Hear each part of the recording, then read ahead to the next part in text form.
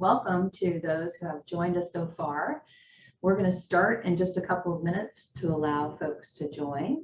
In the meantime, we have a slide up on the screen that you'll see that's an illustration of a data maturity model. And we'd love for you to take a look at it to see where you fit on this spectrum.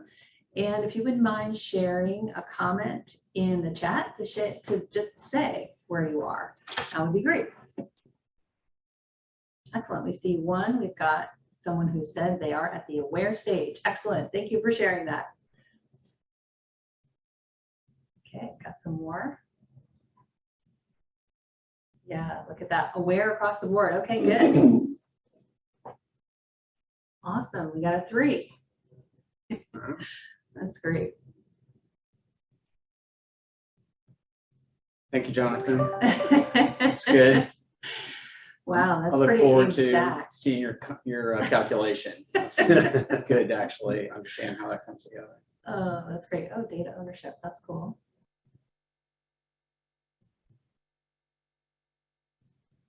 Excellent. All right, for any folks who have joined, welcome. We are going to get started in just a minute to allow folks to join. So we'd love for you to take a look at the maturity model, which you see up on the screen, and just tell us where you are in the chat. Folks are sharing that right now. Okay, got 2. Oh, got a couple of 3s. Awesome.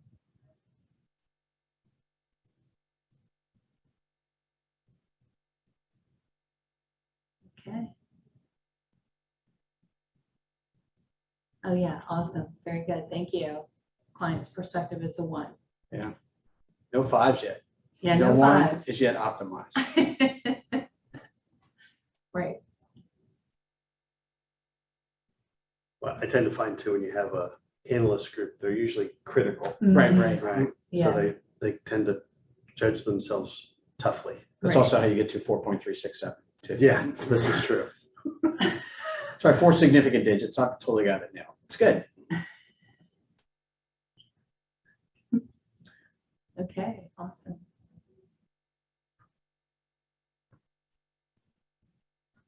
All right, we're coming right into our time. Do we just want to get rolling from here?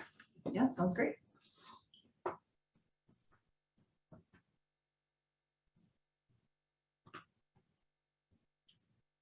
All right, well, welcome everybody. We'll, as you can see, be talking about data strategy and also its impact around culture and what culture can do with the data strategy. So what we want to do is start off and let's do a little bit of introduction about each of us here, and we'll jump right into the material. So Reed, we'll start with you. Great, thanks, Ed.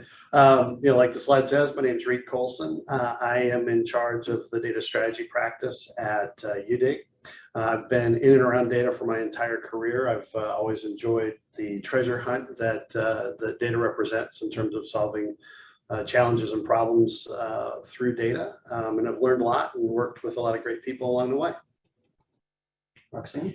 Yes, I'm Roxanne Brown, and I am the CEO of the Change Decision. We're focused on change and data. So my background is change management for sure, but I spent a lot of time in the data world doing change work. Almost went in that direction, went into the data career field, but stuck with change. So these are 2 things that come together for me. And I'm Ed Cook, also with the Change Decision. So Roxanne and I are partners together.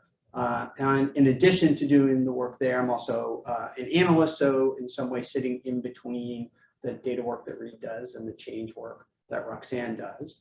And I will be acting as a sort of moderator today. So we're going to try and see if we can engender more of a conversation as opposed to just talking at you from slides. We'll give you a little bit of content, but then talk through some scenarios as we move through the work that we're doing here. And we would invite all of you to please put questions in as we go, and we'll collect all those. Our executive producer, Jennifer, who is off camera, will be pulling all of those together. And we'll talk about them either as we move along through our time together or just save them at the end and make sure that we touch on all of those.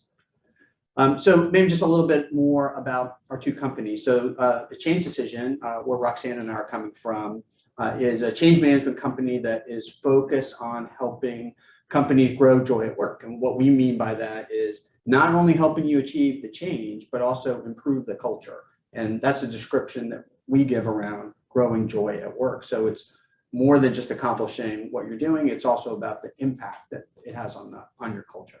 Maybe you want to tell us about UDIG? Sure. And UDIG is a technology consulting firm. We do delivery across software, intelligent automation, and data. Like I said before, I lead the data practice. We focus on data strategy, data governance, architecture, platform selection, engineering, and analytics.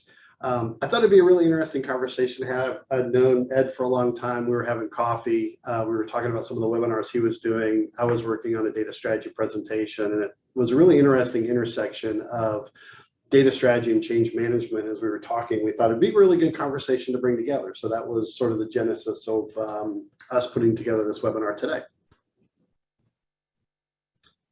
So maybe as we start, we think about data strategy. I like to lead with why. And so when I think about why data strategy is important, to me, the most compelling argument, and the one that I've found resonates the best with individuals that I've worked with, is that use of data drives profitability. And folks or companies that are well-versed in using data to drive strategy and decision-making are more profitable than their peers. I've seen this in a number of different studies. I have an example here from the Melbourne Business School in A.T. Kearney. It was based on about 350 companies around the globe. And what it showed was, based on how a company would self-assess their ability to use data, what that meant in terms of their financial performance. And so for the study, they categorized 4 different groups, from laggards to leaders. Laggards would be companies who are just becoming aware of how data can impact strategies and decision-making, where leaders are probably in the space where data is pervasively used across the organization to support decision-making and help set strategy. And so you could see in the larger numbers there in that oval, rough percentages of firms that were in each of those categories. You see most of the firms are in the middle 2 categories there. And then if you look at the arrows with the numbers above them, that's what the study quantified in terms of the potential profitability lift going from one stage like follower all the way to leader. So if you're a follower, you put a data strategy in place, you become much more effective in using data to support strategies and decision making. They would expect to see a 55% increase in profitability for your firm. So to me, understanding why a data strategy is important is very helpful from a framework perspective on what it's going to do for your organization. And so, now we've kind of touched on why a strategy is important. Let's talk about what one is. A data strategy is really a comprehensive plan for your organization to monetize its data or to achieve critical business outcomes. And it really touches on 4 key concepts. The first I like to call story. So this is how you're talking to your organization about your data strategy. What's the vision? What are the goals? What are your plans and use cases? Really kind of helping everybody understand what you mean by data strategy and what it's going to do. Second bucket is really around transformation. What are you going to actually do to achieve that vision? So what is the data infrastructure going to look like? What's data architecture? What kind of data governance are you going to have in place? And so that's really about what you'll be doing.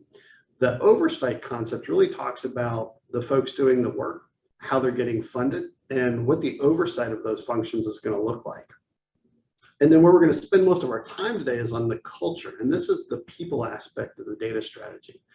It touches things like, what are the roles and job family structures that you need to execute on the data strategy? Do you need any communities of practice? What sort of education and training you need? And most importantly, what's the change management that you need to be doing to bring people along on this journey? Because it does involve a lot of change for the folks in the organization in terms of the way they think about their role and how they can use data to do their best work.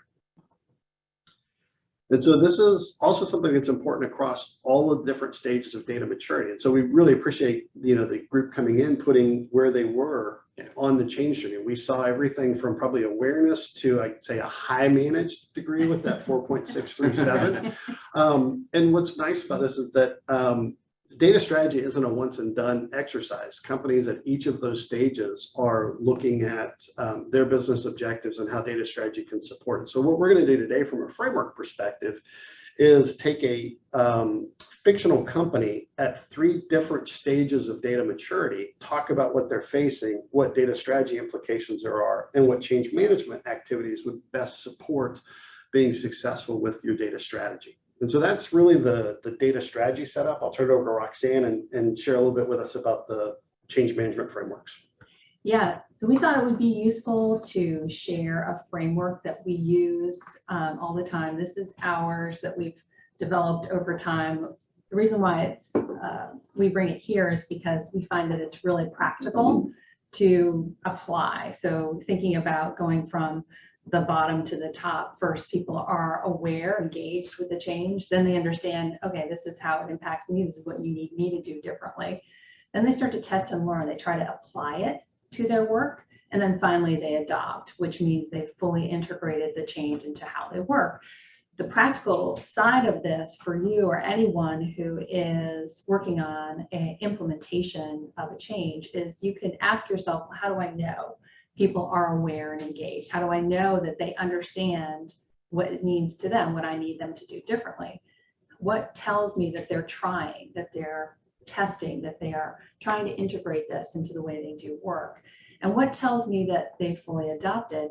The thing that's interesting about this is people don't normally ask these questions. And when they do, some things start to come to light. Oh, okay, this is what we mean by full adoption. Even just answering that question, you can start to understand how, what signs to look for in your organization. So this is pretty foundational for us. All right, so this is an outline of the company that Reed mentioned. So we're going to talk about a trucking company, logistics company, and they have around 500 or so folks and operate regionally in 10 states. And so like any trucking company, they're going to have physical assets like trucks and all that, but they've also got digital assets as well, a website and their customers, and they have partnerships as well with relocation firms and furniture firms and those kinds of companies.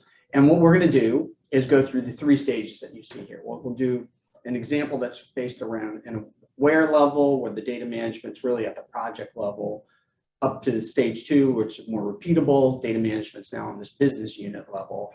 And then take it to stage 3, define where we have it at more of an organizational level. And you see how they step up from sort of basic analytics to more robust analytics to really having data drive the decision making. So let me set these up, and then we'll see what Roxanne and Reed have to say about them. So here we are in the first stage where we're at aware, and we're just realizing really we need better data. And the reason that that's happening is they're starting to see increasing complaints about deliveries being late, and the drivers are sometimes overscheduled on top of each other. We got problems where we're trying to manage all this on Excel, and we're doing it at the warehouse level. And that just causes all kinds of problems and behavioral problems as well. Like warehouse managers don't want to mess around with the new scheduling tool, and warehouse managers don't even want to share the historic data that they've got. And so what we're looking to do here is create a quick win and try and see if we can make something useful happen. And so to help you guys get even more connected to this, and then I got messages just today from several of you that talked about how timely this topic was. Well, we want to try and make it somewhat personal. So we're going to talk about Lorraine. And Lorraine is a warehouse manager. She works outside of Nashville, and she is highly effective. Right? She definitely has her job nailed. She's always on top of her work, but gets frustrated when she has to go work with the other warehouses. And there's just never enough information, and confusion is always rampant and all around her. So Reed, when you have that kind of a basic setup, what do you think about initially? What's your initial reaction to her situation? Yeah, I mean, for me, if I'm in charge of data strategy, I'm actually excited, right? This is a pretty discrete case for using data to improve an outcome for the organization. I also like the fact that this is a very tangible problem to solve with data. And it should be pretty discrete in terms of where the data is and how we can get access to it. So it's straightforward, and we have a business partner who wants to change, right? There's a need there, and she's looking for some help, and she has a stake in the outcome. And so those all bode well to be able to make sure that what you do with the data will tie to trying to deliver some sort of business value.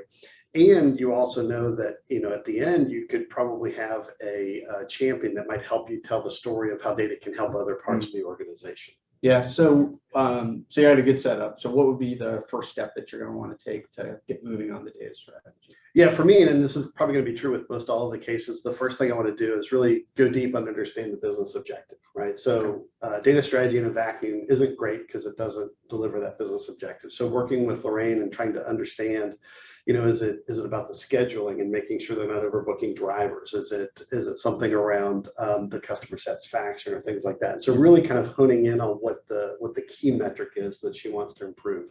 That does a few things, right? It creates that centering mechanism for us on where we want to focus with our data strategy. It also gives us something that we can use to evaluate whether or not we were successful. So number one, understanding that business objective and getting those metrics and that use case value. I think once you get there, the next piece I do is I want to go deeper on, two areas. One is the data. Is it going to be available for us, and what can we do to support her? So how could we get that scheduling data from Excel together and make it a little bit more usable, maybe shared, discoverable?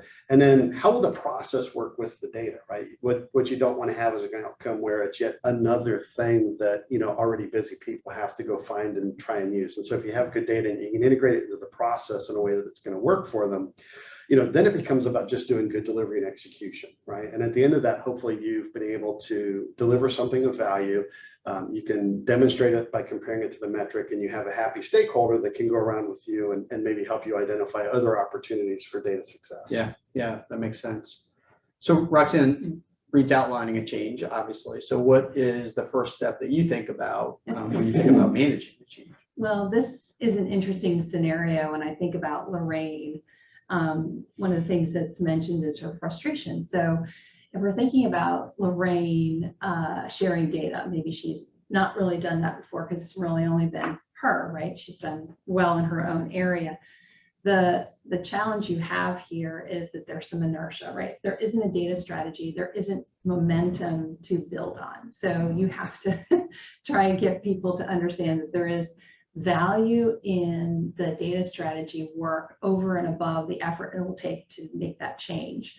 So with Lorraine, when I think about what could make this really take off, it would be, like in this specific example, if customer complaints go way down, if duplicate driver scheduling goes way down. I mean, if you're talking about those kinds of things that are happening locally, those things probably really matter to this group.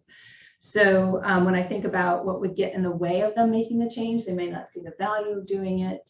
If it's about sharing across states, they may be skeptical that the data will be, that everyone will participate and maybe they won't get the value out of it.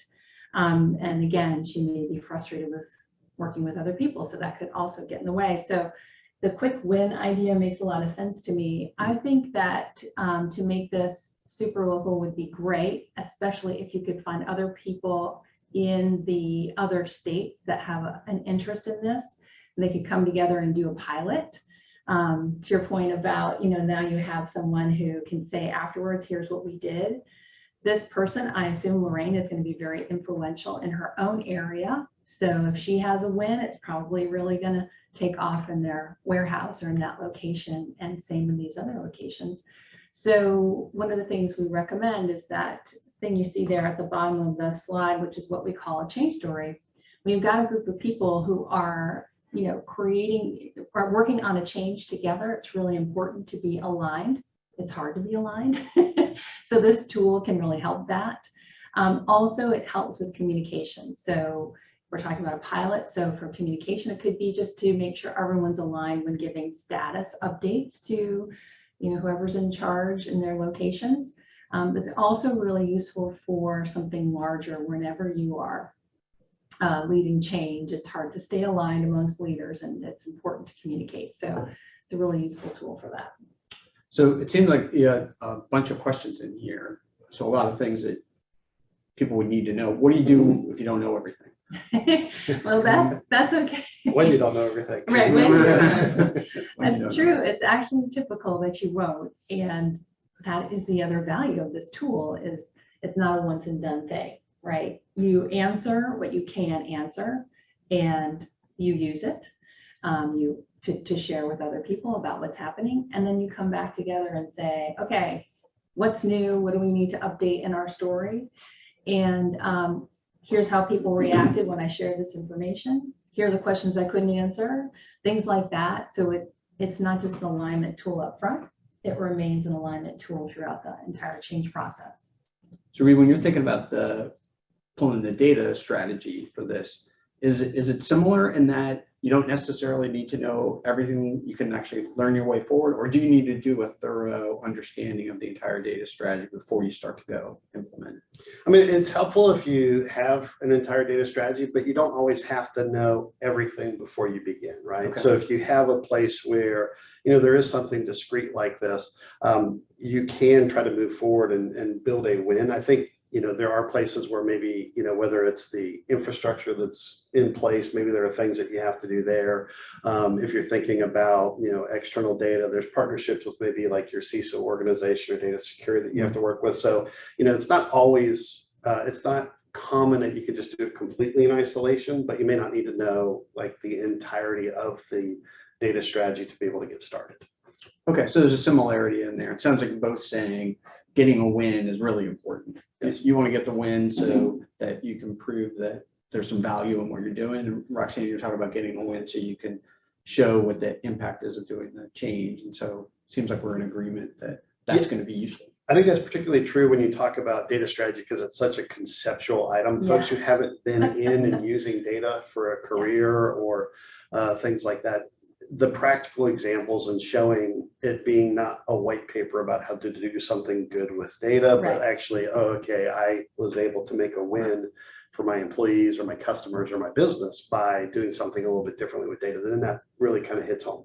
All right, good. Yeah, that has been true in my experience. It sounds so ethereal. What is this data strategy you speak of? So you have to really make it specific because people won't know what you're talking about. They'll understand at the highest level, but then making the connection will be too difficult. That's another barrier to getting the change done. All right, folks, so hopefully we're starting to kick off some thoughts for you. So if you do have questions, please start to put them in, and we're going to move on to our next example here. So to stage 2 now at the repeatable level. And we're really looking around decision-making, trying to improve our decision-making. And we're starting to think more in terms of a marketing example here, thinking of the cost of acquiring a customer is growing in this case. Email response rates are going in the downward direction, and we have a bunch of customer complaints that are going on in there. And the complication for this is that we're managing things relatively locally with this company. So they're at the state level, and the state owners are paying attention to their own databases and not bringing it together, and the corporate umbrella doesn't have access to all that. There are security issues that we need to start paying attention to, and we're getting some weirdness in that things overlap. So there are states that have customers and they're showing up in other places, and you got same or different people within the same organization chasing after the same customers, and that's difficult. So the approach we're going to look to do is to build on the win that we got with Lorraine and try and advance from there and see if we can get marketing aligned around all of these as well. So we're going to talk about Hector. Hector's our marketing manager, and he's a seasoned veteran. In fact, he was a trucker and somebody that then put himself through school, became a marketer as a result of that. So he is pretty confident in his understanding of not only marketing, but the specific industry, because he was literally in it in all of its different parts, starting off with being a trucker. And he doesn't have a lot of interest in hearing from corporate. In fact, he feels like he's pretty good without them and would actually be able to do things better if they would just leave him alone. And so now, when you think about Hector and his situation, what's different than what Lorraine was dealing with, and how would you start with him? Yeah, sure. I think, for the first thing that comes to mind for me is that, we've gone up in complexity, right? There's a lot more going on here. Hector's trying to do something a little bit more challenging with data than building a schedule, right? He's working through direct marketing. He's trying to get, bring customers in. He's trying to convert. So that's one piece, right? the thing that comes to mind for me too is that there's more at stake here, right? They could very quickly create a bad outcome with a lot of current customers and potential customers. So the scale of impact is a little bit different as well. And then the risk of a brand damaging event around, inadvertently exposing publicly identifiable information. That's a little bit different in this scenario as well. Yeah. So Roxanne, when you start to think about the next step here, so we're going beyond the change story in this case, what's going to be next in terms of how you think about the change for what Hector's got to go through? Yeah, so Hector is interesting, right? So he is optimizing locally, once again, kind of similar to Lorraine. And you think about what might get in the way of him sharing, again, not seeing the need, but also just, that why would he share information with other states, especially if he's in competition with them, which is often the case when you have things like this. So he also might just not think that the data is actually trustworthy. So if you don't have data quality standards in place, you might be sharing the data, but can you believe it, right? So that could definitely get in the way. But what would be great is if Hector experienced being able to make better decisions because of the data he gets. So, and especially if that's true amongst all of the data teams, the marketing teams. So anything you can do to help them see that that's possible is where to go. So when I think about Hector, I think the thing that we would do is what you see on the page, which is a change leader's impact assessment. Change professionals do impact assessments all the time, but we've sort of boiled it down to these 6 questions for change leaders to ask themselves, because these can get you a long way in terms of insights about what you can do. What you're looking to understand is what are his concerns and what would make it easier for him to make the change. And again, this can tell you a lot about what you can actually do to help Hector and his colleagues make progress. We definitely would recommend that you don't ignore his concerns, even if they feel imagined to you, because to him, it's real. And so that's the idea, is to find out what they are and then to start to talk to him about, what are those concerns and how can you alleviate them. So, Rita, I think this is going to play into the impact assessment, but what are the key levers here that we got to pay attention to? What are others maybe beyond Hector going to care about as you start to think about the data strategy? Yeah, so when I start to think about, kind of working with Hector on the data strategy and, levers, right? One for me is like, how do I get partnership? And to me, it's honestly and authentically listening to Hector and what his concerns and needs are, right? Leveraging the change framework like you've laid it out, right? I've found that, if you come at it from, I know data and this is how this thing is going to work, the reaction of I don't work with corporate is going to be true. So you're really understanding Hector and his goals, his team, what he's being held accountable for, where he has challenges, right? What I would expect us to find, because I've worked at a number of companies that have multiple versions of customer data. You find that the marketing teams spend an inordinate amount of time on what I call data shovel work, right? Like, let me go scrub this data. I'm getting, bounced emails. I'm getting return on my marketing messages. And so there's one lever here that, with Hector, I would expect to be around, how they're doing all that work to keep the data clean. And one of the ways that you can start to think about this is, say, if we get into, one single version of the truth and, one state gets an update and they apply it, then everybody gets it, right? So there's not 10 different groups all redundantly trying to keep on top of that data. So there's less work operationally to keep that data set clean. And so that's one place where you could get benefit and avoid work that probably isn't what marketing wants to do. I think the second place is that also then provides a lift in terms of data quality. That data quality will likely drive improvements in their conversion rate. It'll drive reductions in, say the email bounce rates, because they do have, better data. So you've got those two things. And then the other one that really is important is, like, you don't want to be on the news, Hector, and you don't want to be the one that, exposed customer data. Yeah. And, that really is something that,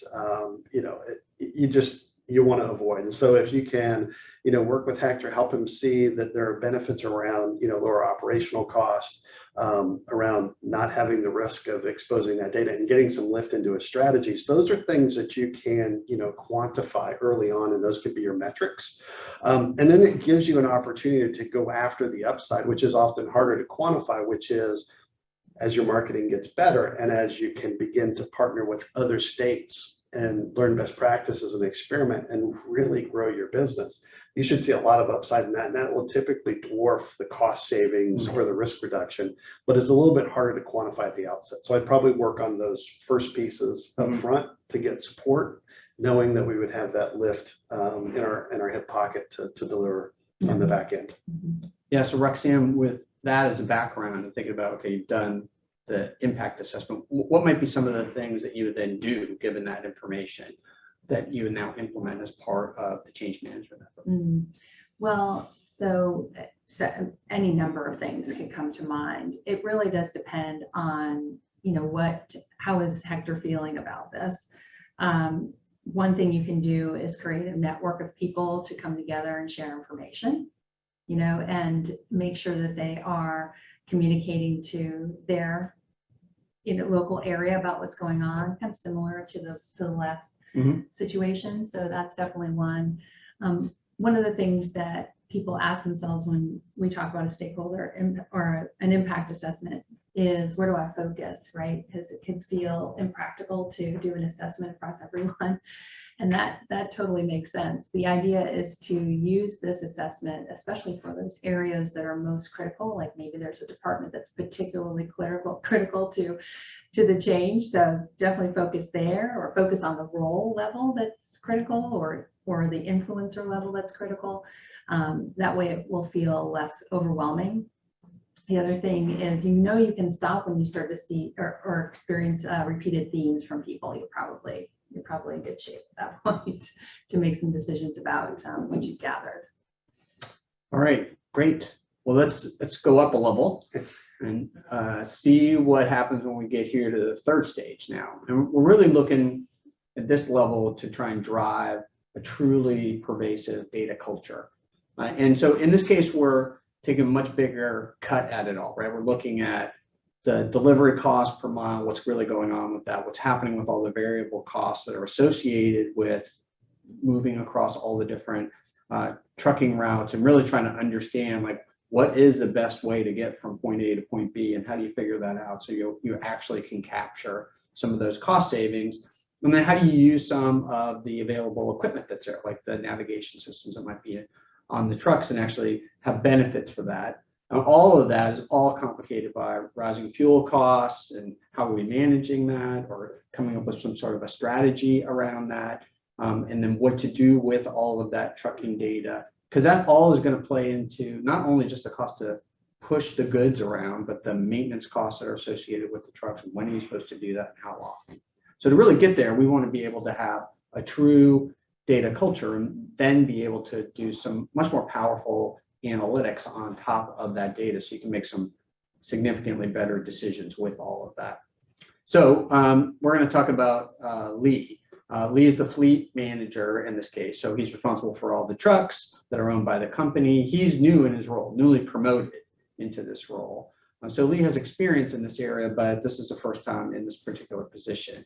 He is a decent analyst, and so he's got the skills to be able to examine the data, and is comfortable being able to do that. And he knows that there are improvements that are possible here. So he wants to get them, but he just hasn't yet been able to go do that. So Reed, this is significantly more complicated than the previous two that we did. What's different about this in terms of how you would go at it to put a data strategy together? Yeah, certainly. While it is different and it's much more sophisticated, a lot more complicated, the basics remain the same, right? The first thing you want to do is really get in and understand what is the business objective, and they've outlined it here, right? They're looking to be more proactive in terms of how they manage costs related to trucking, their routing, and their fuel. And so Lee's got some really big challenges, and he's going to need some help, and they're going to be building an analytics team to support it. So for me, again, I kind of get back into the basics, making sure we understand that business objective, because there are a couple of different ones here. I think it's really important to understand the priorities for those business objectives, right? Which ones does the organization think is going to move the needle for them the most? Mhm.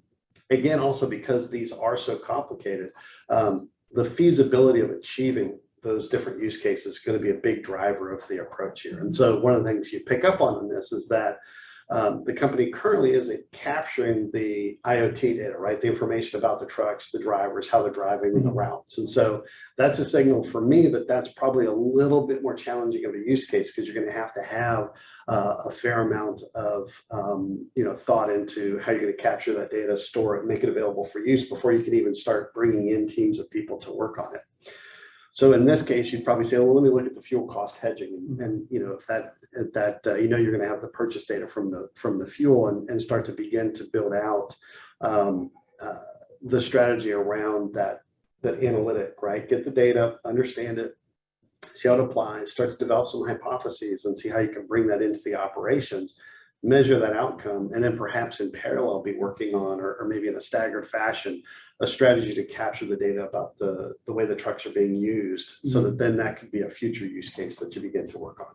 So when you think about Lee being somewhat adept at analytics, does that change how you go after this versus somebody that isn't? Is his interest about this one of the levers that you want to try and pull on this entire strategy? Well, since he does have some of that background, when I think about building sort of a data and analytics capability, what you really want to look for are really three types of expertise, right? You want domain expertise, which growing up in the company, Lee has, right? He understands the trucking business, and he's played a number of different roles there.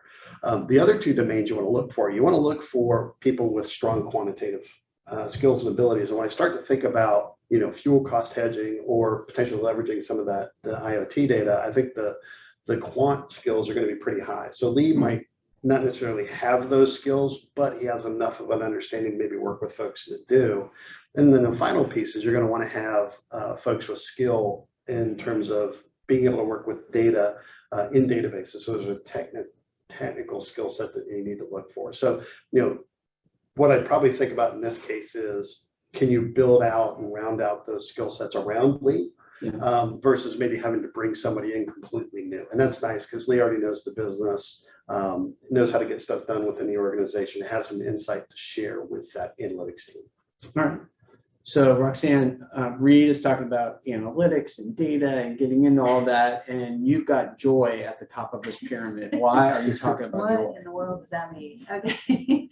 Well, in this situation, I think a lot about relationship building. Lee is new in his role, so he needs to establish himself in this role. Presumably, he is in charge of the drivers, given that he's a fleet manager. There's a new analytics team. The thing that's interesting about this is when an analytics team like this is new for an organization, there can be a lot of skepticism about whether or not this team is going to do anything for the company. Is it worth the money? Is it worth the time? So they run the risk of failure because of that skepticism, but also people might ignore them. People might not give them the data they need, or whatever tools or resources they're looking for, participate in whatever the analytics team would want them to participate in.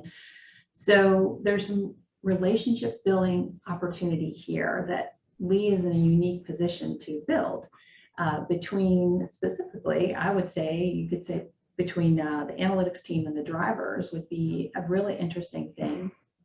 If the drivers could see a shift in their experience, that could be a big win culturally.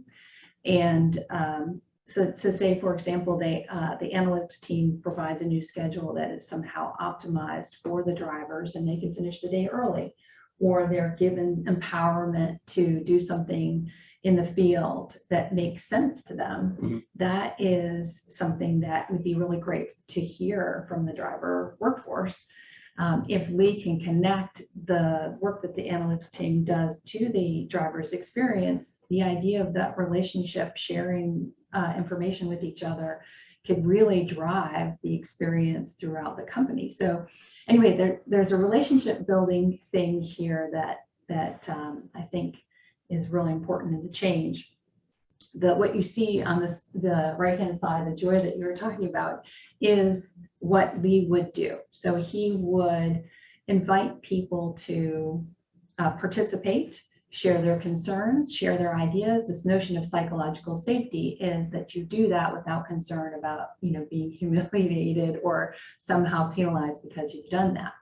And when you do that over time, trust gets built, and over time, this notion of an emotional connection to the company itself, this joy is what we call it. And that's what happens. And so the other thing that is a potential outcome is when you have that kind of energy and that kind of trust in the organization, groups like that can really be resilient beyond, anything that comes the organization's way. They can really kind of navigate any adversity and even be strengthened by adversity. So that's what I would say. That's why we put that on there. So Reed, when you and I were talking months ago about this is something that you had brought up. You were talking about the cultural piece of this as you tried to put a data strategy together. So can you give an example of you've seen this in the past where it's either gone well or gone the other way, one of those two. When you think about that, what's sort of the interplay or the dynamic, or if you have an example about it going one way or the other that you can share?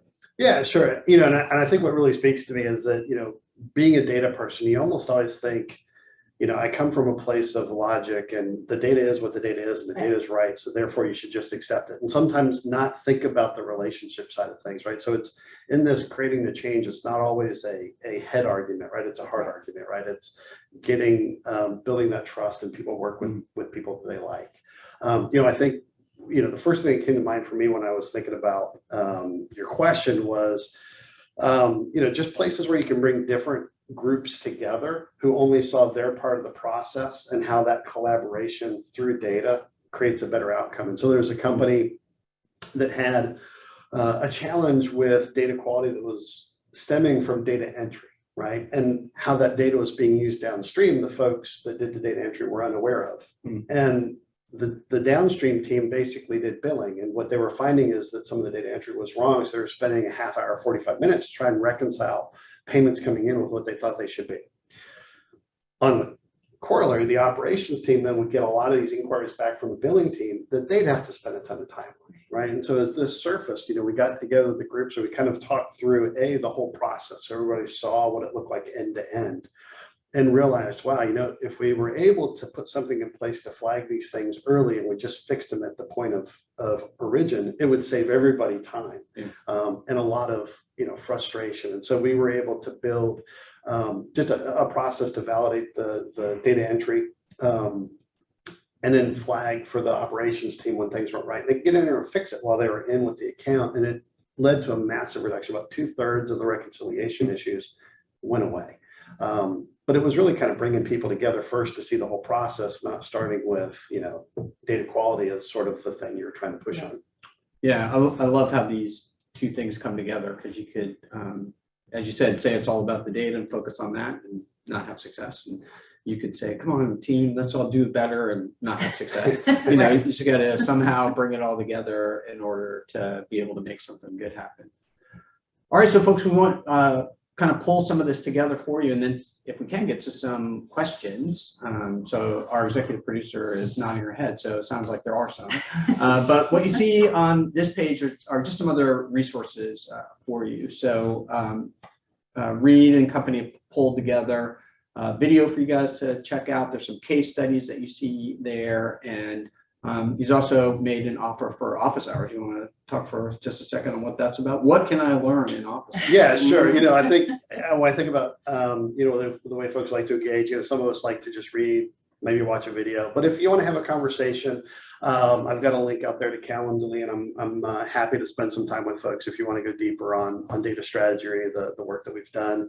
At the bottom, you'll see the little QR code. That'll take you to the landing page where all these links exist. So if you wanted to do that will get you both the data strategy and the change management links that we've got up on the page. Yeah, and you guys will get this as well in a follow-on email after this. And then we have some webinar recordings that you can take a look at. So other aspects of change management that are there. And then blogs become pretty popular since we're all kind of trying to figure out, are we going back to the office or not, or hybrid, or what the heck are we going to do with that? And so Roxanne and I put a piece together about that. And then finally, a template on the change story. You want to just tell them for a second, what is in the template? What will they see if they download that? It's super simple. I think it's like 3 pages with some instructions. So it's a template that you can use to decide, what are the answers to the basics of this change. I think we put in there also something that you can use in a Jamboard or some sort of digital collaboration if you like to do that as well. So it's pretty self-explanatory. In the first place that we go for every change effort. So we would really encourage you to take a look at that, because I think it'll help a bunch. All right, so here's our contact information, so you can get in touch with any of the 3 of us. And I think with that, we are ready to try and field some questions. So what do you got, Jennifer? Looks like we have 5 questions so far, but feel free to submit more as you have them. And if we don't get a chance to answer them, we'll follow up with you individually. So our first question is, I think, Reed, this one will be for you to start, and then Roxanne, you can chime in. Can you give us an example of a data strategy change that went well and what made it go well? Sure. Honestly, I'll probably not go through the whole change again, because I actually just gave you one on sort of the data entry and billing and collections. And so as I think about that, some of the things that I think were contributing to the success of that initiative. One was we had recognition, right? That awareness stage from both groups that something was going on and that maybe data could help them, right? So there was, some readiness, I guess, in terms of the organization to take on that work. Second, again, it was another one where there was a discrete bit of information that we could use, right? So we were able to, through our data access, see what was being data entered, but there were also a finite set of sort of commission structures that could be entered. And so we had something pretty discrete that we could set a rule around and be able to flag back to that group. And then both groups clearly were going to be able to see benefits from the outcome, right? One group saw that they'd get fewer questions from the billing team, and the billing team saw that they'd have many fewer reconciliations. On top of all that, we were able to document how many were happening and be able to show the reduction. So then everybody felt good that was heading on the right path, and it validated the hypothesis up front that we could use data to improve the business process. Cool. Well, Roxanne, you've been inside big companies in their data centers of excellence. What you got an example or part, anything you would add to what Reed has just said in terms of thinking about success for a change around data strategy? Yeah, well, so I remember there was a point where part of the business that we were working for had a big adverse reaction to this notion of data strategy because it was too conceptual, right? Going back to what we said earlier, and too hard to interpret exactly what you want my business to do. So we had to get very specific about what they needed to do in order to, in this case, it was about data quality. Mm-hmm. So we had to tell them exactly, like, here are the standards for data quality that would apply to your part of the business. And then we had to figure out, okay, well, how big an impact is that going to be? What is the time? What is the cost of, just them actually trying to adhere to it? It was just too much. So we really needed to create a longer term roadmap for them so that they could bite off a little bit at a time. And that made it much more palatable. Initially, it was just this giant negative reaction to the idea of doing any kind of shift in the way they practice data quality standards. Yeah, both of you mentioned that a couple of times now, like doing this in pieces, like going after the big giant thing can be just too much, too scary for people. Yeah, that's true in digital transformation as well. It's just that anything giant and conceptual is just too much. Yeah, good. Jennifer. All right, next question. Roxanne, I think this one's for you. Is there ever a time when you need to hold back on communication because you can say too much? That's interesting. There's a fine line. Everybody talks about being transparent, right? And of course, we value transparency, but then there's this overburdening people with too much information where I really just don't need all of that. Now, I'm not sure if I'm involved in a decision or not. You can confuse people. Kind of a basic rule of thumb that we think about is how do you treat people with respect during change, right? If you take a step back and say, everyone needs to be treated with respect as it relates to the change, it helps you decide, okay, exactly what do they need to know, when, why, and how should it be delivered. It's a really good lens to look through to decide whether or not, am I doing the right thing for them? Am I communicating too much? Am I communicating too little? I will always advocate for communicating a lot, but you really can over communicate. It is actually possible to over communicate to the point of annoyance. So it's a fine line. It's kind of nuanced. Yeah, I'd add to that. The way I've seen that happen with the oversharing is, when you are, the technical expert or the analytic expert on a project, sometimes you want to explain all the work and all the complexities and everything you had to go through to make something happen. And I've seen folks lead with that a lot and then lose their audience. And so I tend to start with, let me be clear on why this is important for you. And then for the rest of the conversation, I tend to try to think of two things. What do they need to know in order to do what we want them to do? Anything beyond that is sort of the over communicating. Context is important, but they don't necessarily need to know all the depths of the struggle that you went through to make something happen. You can just say it was hard. Right. So that's one tangible example I see a lot happening from the data side to non data experts. Yeah, it's a tricky thing. I mean, just to share, I've been on the side of under communicating, and I was fortunate to have Roxanne slap me upside the head and say, hey, you need to communicate on a more regular basis. And what I was thinking is I didn't have anything new to say, so why am I talking to people? What Roxanne was pointing out is you need to tell them that you don't know anything else, but that you're going to stay in touch with them, because otherwise they're filling in bad stuff, right? The bad story comes filling into the gap.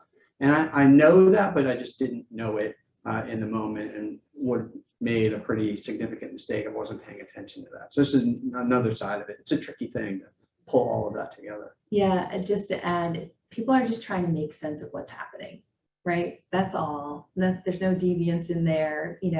Yes, people tend to go to the negative, but that's because they are mitigating risk for themselves, right? They're trying to protect themselves. So, if you think of that as their reaction is probably reasonable, again, that's another way of thinking about how to treat people with respect during a change. Okay, Jennifer. All right. Our next question, Reed, I think this one will be for you. What are some keys to hiring the right talent? What might you look for in a data analytics hire? Good question. So I think there's a couple of things coming to mind. I touched on this a little bit in the data analytics hire. I'm going to look for those those three domains, right? I want to look for the subject matter expertise. So if you're hiring for insurance, go get somebody who understands insurance. If you're hiring for construction, understanding construction, those things help. You're looking for the quantitative methods, so folks who understand some of the modeling and the math behind the analytics, and then you're looking for the technical skills to be able to work within the database. What I would probably do to start with is to look to see what sort of coverage you have inside your company already, and look to round out your skills and fill gaps. The thing you have in abundance within your company is likely that domain expertise. Where you may have gaps is around the quantitative or the technical skills. And so that tends to be sort of what I would look for. I think on the quantitative side, there's lots of ways to screen, to really kind of look for the critical thinking skills. So case interviews are good with that. Behavioral interviews are good as well. And then on the technical side, I think there's a lot of popularity with different, certifications and Coursera. I do think that we've found at times, if that's all you see on the resume and it hasn't been used in the job, the skills might not be quite at the level that you're expecting. So we've done some things to also do, some technical test on folks coming in. The last thing I'd say, you need to balance that experience because it's a hard place to hire right now. And so if you make the burden of telling you who somebody is, they might not go through your interview process. So try to balance out sort of that need to really know everything about somebody with, you're also being evaluated as you're going through that process. Yeah, I think about the communication part of that too. So an analyst's ability to communicate what they have done and how to explain it to a client is really limiting if you can't do that and be able to have that kind of description. Even within the company, if you're working within the company, be able to talk to others that aren't deep quants and are spending their time hanging out in the data and trying out these different methodologies. And so I think that could be immensely helpful to have that, because if the information stays locked in somebody's head and they can't explain it, then it becomes much less likely that it's going to be useful. All right, next question. Roxanne, we can start with you, and then Ed and Reed as you want to chime in. Have you seen a data strategy implementation that resulted in people losing their jobs? How did that go, and what did you do to manage that? Yeah, this actually came up when I was thinking about the situation with Hector and the multiple marketing teams, that eventually they might think that, well, if we share data, then maybe there's going to be eventually this need to get rid of some of us, the redundancy thing. I think you actually used that word, redundancy. So, naturally people could go to this place where they worry about the implications of data strategy for themselves personally. So yeah, I've seen this happen and it's real. I think that it's important not to ignore that could be a concern for folks. It's important to decide, well, how would we handle such a thing? It's important to, if that's not going to be the situation, to be upfront about that, if you can. But if it is going to be the part of the situation, that's when you have to figure out, well, what is your philosophy about, letting people go, and how do you, do you have a philosophy for that? Because it's going to matter not just for the people who are let go, but for the people who remain, because obviously that's a reflection of the culture. It's what they will assume will happen to them one day. So it matters. So this kind of moves outside of the data strategy world, but it certainly could be part of data strategy implementation. Yeah, I think you covered it well. I think the only thing I would add to that is, there are times when folks that you're working with on the data strategy are assuming that's going to be the case when it's actually not true, right? And there are cases where you have folks who, some portion of their job is judgmental decisioning. Do I do A or do I do B? And then you're bringing in data and some sort of method to be able to do some rank ordering or something like that. And folks are, well, what do you need me for then if you could do that? Well, then what we find is that a lot of those folks move, and I'll take like insurance underwriters as an example. Instead of spending a lot of their time doing this data shovel work and trying to find all these bits of information and try to pull it together, they then are able to spend their time using the information that was provided to make decisions, build relationships, do business development. And so what they do on a day-to-day basis shifts, and it shifts to things that require their expertise a bit more than maybe some of the things that the data strategy would help enable for them. Yeah, so I would add to that. We work with a lot of folks that where you're talking about is moving up to this higher level, more strategic kinds of thought and work, but they have trouble letting go, and they worry about, well, if I let this go, I know you're saying I'll be able to do this work, but I'm not really sure what you mean by that. What we found is when senior leadership starts to ask them for that information, then they start to move into it. And they can see, oh, wait, okay, now I understand what you're talking about, generally speaking, and I start to see things that I didn't have time to see before. So that we found to be a great thing to do, in addition to just telling them, okay, you'll be able to do these things instead. That senior leadership expectation and almost scrutiny can be helpful to help people make the shift. All right, Jennifer. All right, we have one more question in a couple minutes. I think this is a good one to wrap up. And Ed, I'll start with you on this one. How would UDIG and the Change Decision deliver a data strategy as partners?